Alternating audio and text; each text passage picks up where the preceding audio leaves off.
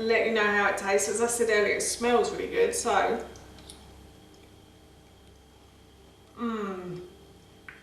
That's really yummy.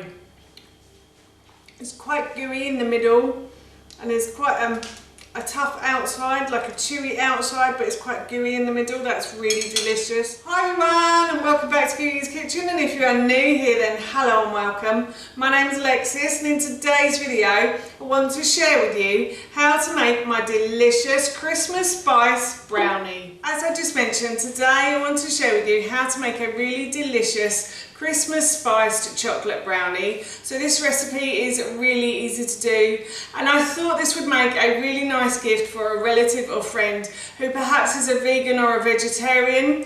It would also make a really delicious dessert after dinner. If you don't like Christmas pudding, then this could be a brilliant alternative to Christmas pudding. So for this recipe, the first thing I've done is I got my son to mash up some bananas for me. So there's about 3 large bananas that I've just mashed up. And now what I'm going to do is I'm going to add some coconut oil to that. So I've got about 125 mils of coconut oil. And I am going to whisk those together, but I've forgotten to get the spoon. So I'm just going to whisk the banana, or stir the banana and the oil together. And then to that I'm going to add some coconut sugar. So I've got about 150 grams of coconut sugar. If you haven't got coconut sugar, then you can use brown sugar if you want to. And I would use brown sugar or coconut sugar because it will give it that caramelised sort of flavour that always comes with a brownie. So I'm just going to mix those together. And then to that I'm going to add about 50 grams of flaxseed and about 50 grams of raw cacao powder. If you wanted to, you could add the raw cacao powder at the end with the flour, but I didn't have enough bowls, so I had to add it in now. It doesn't really matter though with this recipe. I'm just going to chuck everything in and see what happens basically. So I'm just going to put the bowl down there. And then in this bowl here I have about 200 grams of almond flour that I'm just going to pop in like so, and I'm going to mix those ingredients together. And then I've also got about 100 grams of rice flour as well, rice protein, sorry. So I'm adding protein powder to these as well, just to give them a little bit of extra protein.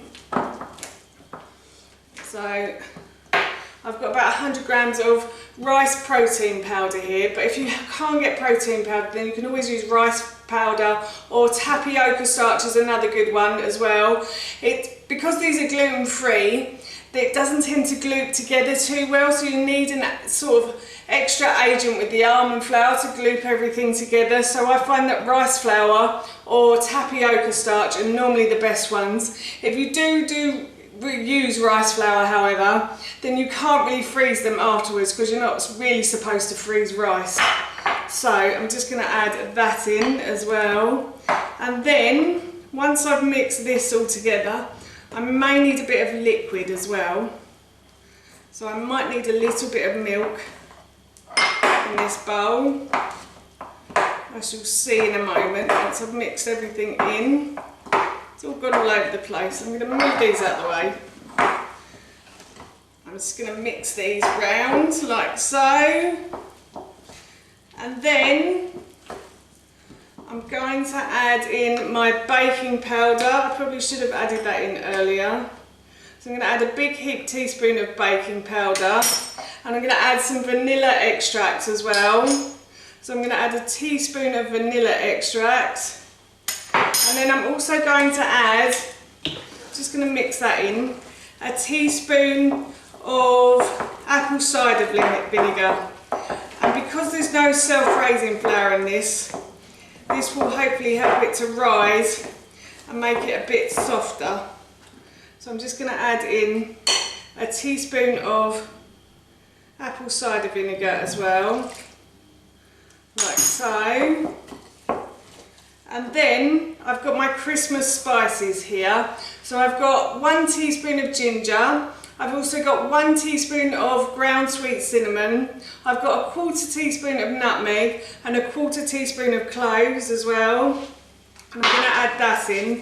And I think because the liquid is a bit thick, I'm going to just add a little bit of liquid to this as well.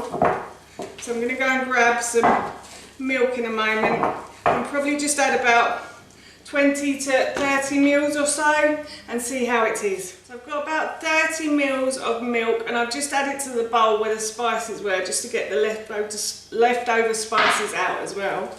And I'm just going to mix that round. It's starting to look a little bit more like brownie mix now. It's quite thick and stodgy. I'm sure it's going to turn out all right. So I'm going to set this bowl aside and I'm going to preheat my oven to about 180 degrees, and then I'm going to pre-line a baking tray with greaseproof paper. I've grabbed myself a baking tin, and now what I'm going to do is I'm just going to oil the bottom of the baking tin so that the paper and the muffin don't stick. Brownie, sorry. Brownie, not muffin. So I'm just going to oil the bottom of this tin. And then what I'm going to do is I'm just going to scrunch the greaseproof paper between my hands. Luckily I had just about enough left. We'll have to go and get some more of this soon. And I'm going to pop the greaseproof paper into the baking tin like so. And then I'm just going to use the excess oil from the brush and just brush over the paper again so that nothing sticks. And then what I'm going to do is I'm going to put the chocolate brownie mix into the greaseproof paper, if I don't spill it over the sides like so. And I'll spread this out as evenly as I can once I put it all in here. And I'm going to put this into the fridge while the oven preheats. So it will take probably about half an hour for that oven to preheat, because I've put it on from cold, so it will take a little while for it to heat up. So I'd say put the brownie mix into the oven for about, into the fridge, sorry, for about half an hour if you are using almond flour, because it doesn't, as I mentioned earlier, it doesn't tend to stick together like gluten would. So it needs a little bit of time in the fridge to help it to glue together once it goes in the oven. So I'm just spreading the chocolate brownie mixture over the base of the baking tin. My son has come to join me to look at this, and I'm going to pop this into the fridge now for about 30 minutes. The chocolate brownie has been in the fridge for a good half an hour, and I'm going to pop it into the oven now for about 25 to 30 minutes, or until it goes golden brown and starts to crack on top. The chocolate brownie has been in the oven for about half an hour now, and the skewer is coming out clean-ish, which is perfect, which is just what we want. We do want a little bit of cake batter on it, not too much though, and the top is a lovely golden brown colour. So what I'm going to do is I'm going to remove this from the oven now, and I'm going to leave it to cool, and then I will cut it into pieces and let you know how it tastes, but it smells really good right now. Brownie has cooled completely, so I'm going to slice it now, and then I'm going to try it in a moment, but I'll show you what it looks like on the inside first. I think it is going to be slightly gooey, I have to say, and you do have to wait to leave these to cool because they do fall apart quite easily. But if you look at that, that's the inside of that chocolate brownie, and that smells really good as well. I just want to say before I do try it though, if you have enjoyed this video today and you'd like to see more, then please don't forget to hit that subscribe button. And if you did really enjoy this video, then please feel free to give it a big thumbs up. And if you have any questions or any comments, then please leave those in the comments section below. Everything like that really helps me out, and I would really appreciate it. So I'm going to continue to cut the chocolate brownie up, and then I will give it a try and let you know how it tastes. I've cut this into about 16 pieces, but you can make them bigger pieces if you want to, or smaller pieces as well. You could do bite-sized pieces of this. And now I'm just going to give this a try and let you know how it tastes. As I said earlier, it smells really good, so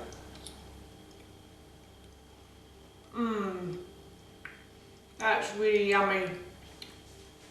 It's quite gooey in the middle, and there's quite a tough outside, like a chewy outside, but it's quite gooey in the middle. That's really delicious. So I'm really looking forward to having this with a cup of tea this afternoon. That's how you make this delicious Christmas spice brownie, and that recipe I will link in the description box below for you. As I mentioned earlier, I'm going to be having this with a cup of tea this afternoon, and it smells and tastes so good, I can't wait. So for now, that's it from me. Thank you so much for watching, and I will see you in my next video.